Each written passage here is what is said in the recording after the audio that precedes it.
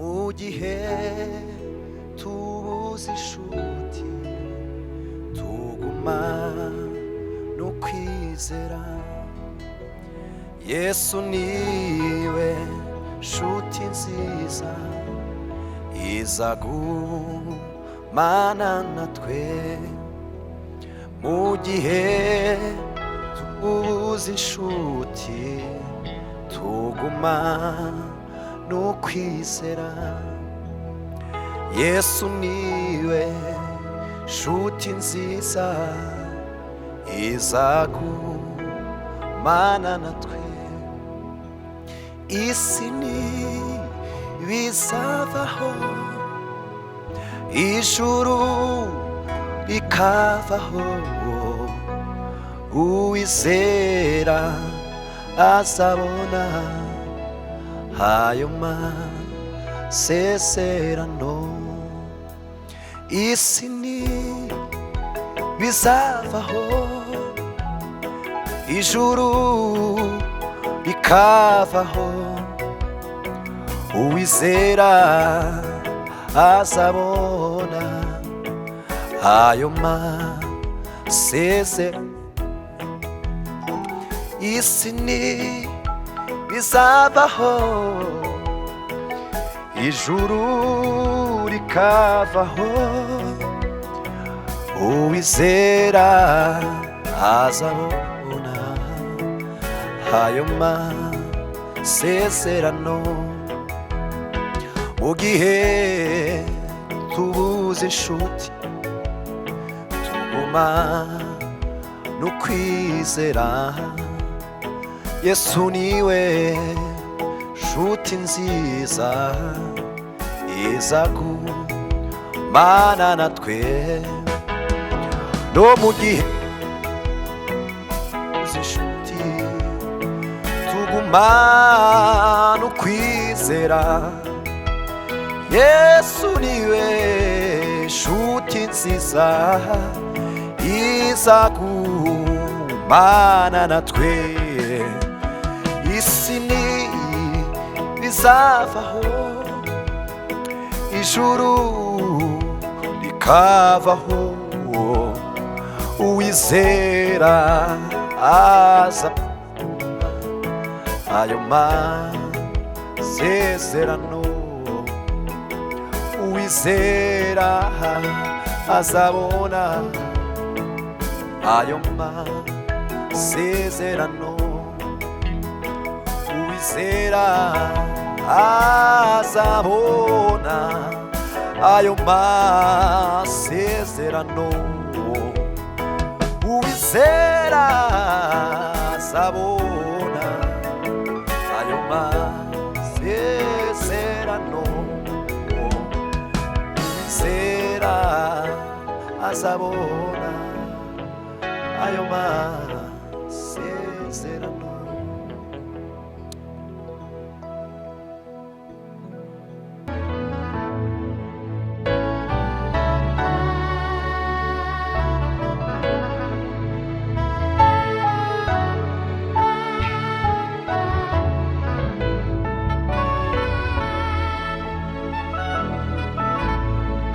Niba hari icyo Imana yavuze ku buzima bwawe, hagarara ku musozi, n'ukuri izobishitsa.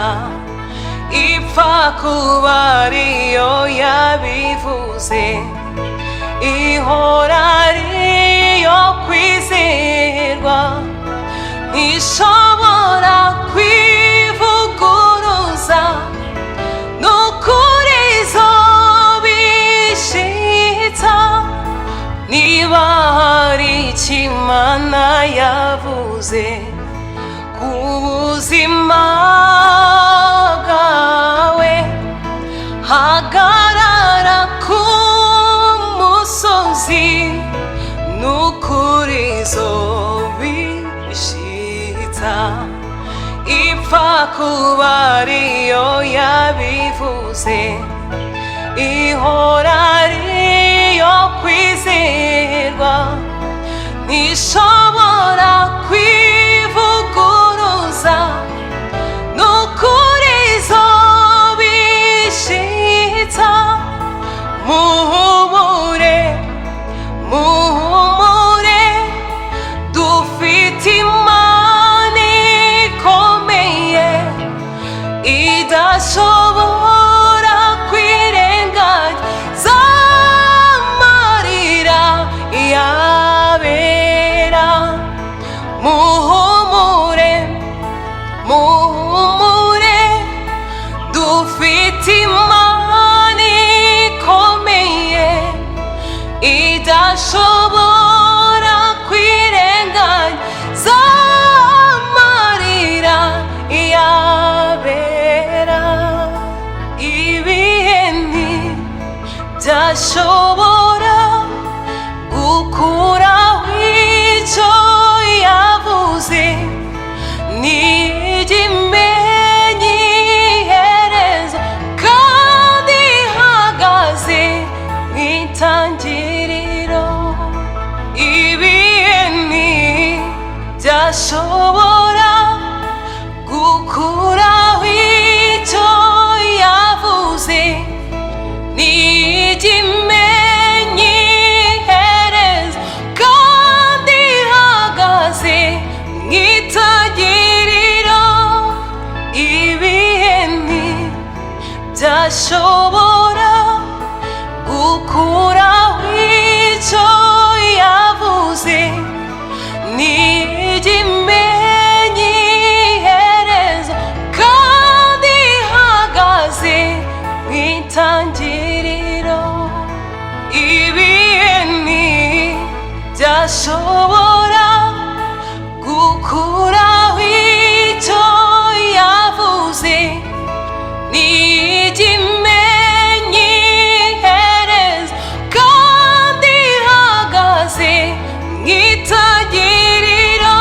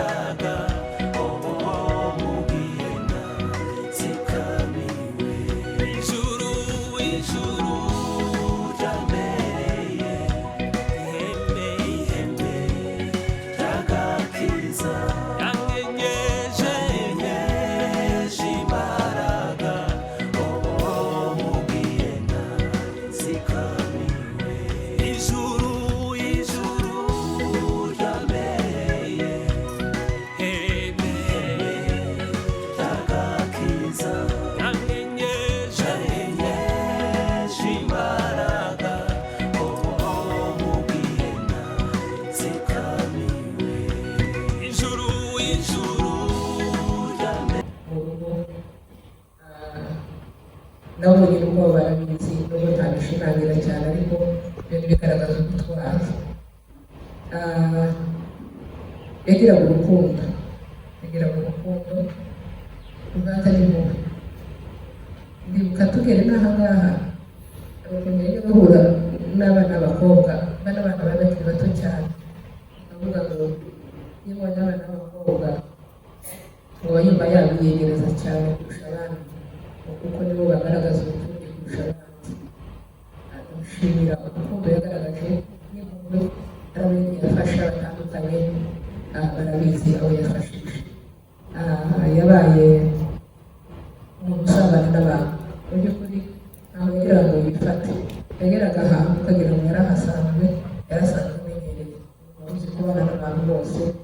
wari uzi gusabana, umuntu wari uzi kubyaza umusaruro no gushaka ubumwe aho ageze hose.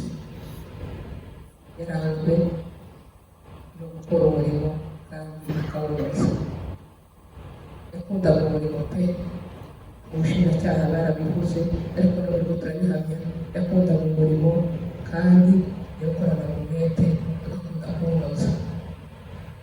Yangaga ibintu by'amafuti nk'uko nabivuga gasinzi terme nakoresha, ariko iyo yabaga akirimo cyangwa atakirimo ntakirimo, yafataga umwanya akavuga ati turashyigikiye ndabona umurongo dukore gutya, cyangwa se ufite ibisigo ushyigikiye ntabwo ntemera.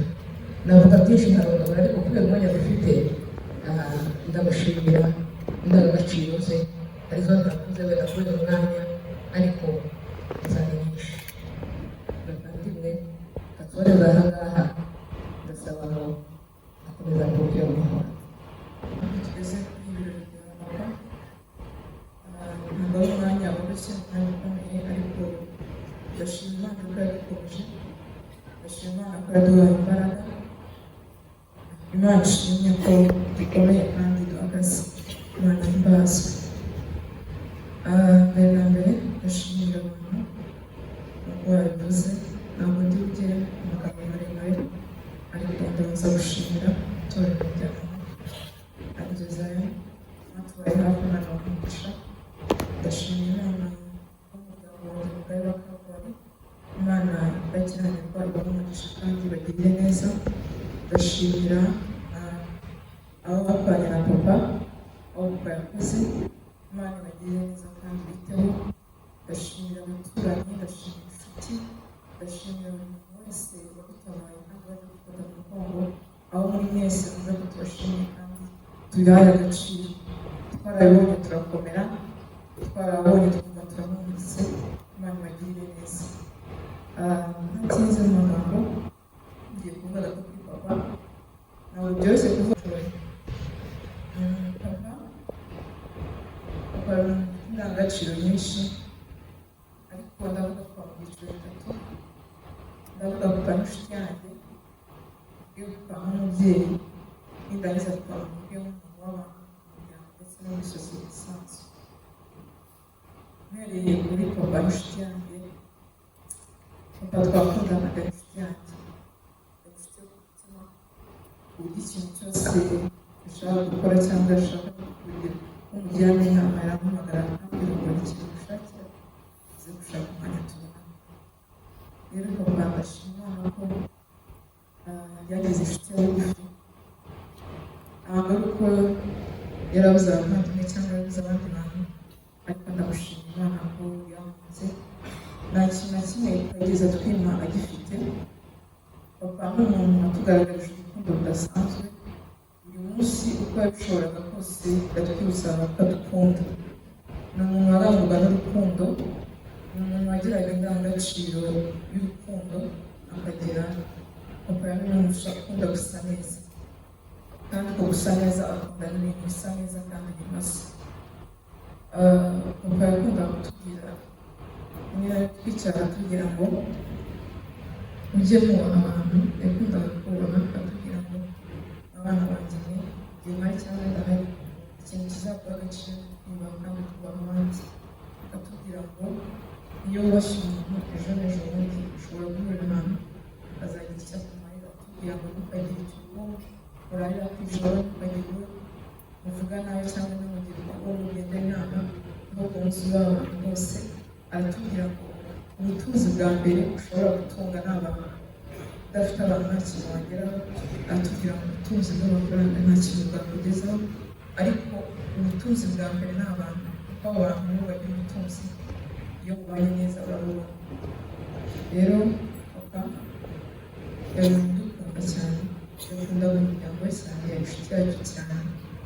N'ibivuga bwabaga mu byumve cyane. Papa yari umuntu wagutse mu mutima, papa yakundaga guseka, yagiraga ibyishimo. Ahantu hose yageraga yashaka ko ahantu hose hacanga, iyo yinjiraga agasanga abantu basa n'aho bakonje. Papa yakundaga guseka, ejo babitwibukije kugira ngo twagerageje twige guseka kandi iyo yasekaga mwese mwarishima twagerageje twige gitandukanye n'icy'abandi bose. Rero papa reka muvuge umuryango twabimenya kumva umuryango bigenze uko abantu bashaka babizi cyangwa bashaka babikora. Baratubwiye ngo ijambo riratubwira ngo ahantu hose uzajya ushobora kugenda ukabura inshuti ukabura abavandimwe n'abantu bose bagusiga, ariko ikintu uzasigara kimwe gusa ni umuryango. Rero bakunda mu muryango yadutoje gukunda umuryango. Muba muri abana mugasa n'aho muri imbaga abantu mukaza nimwe wasubiza ugasa n'aho utabitaye kubwira ngo ntabwo muzi ko umuryango ari wo wa mbere. Rero yakunda mu muryango, yakunda kuba mu muryango. Iyo habaga ikintu icyo ari cyose gihungabanyije abantu cyangwa umuryango hari ikibazo wenda akatagira mbere akajya gukemura ibibazo. Iyo habaga hari ibirori akatagira mbere twese abantu akagabana akagabana ibirori udashaka kubabona muzitabira kandi muzamuye hafi. Ndashima Imana ko kuba kuri ibirori ari abantu bangana gutya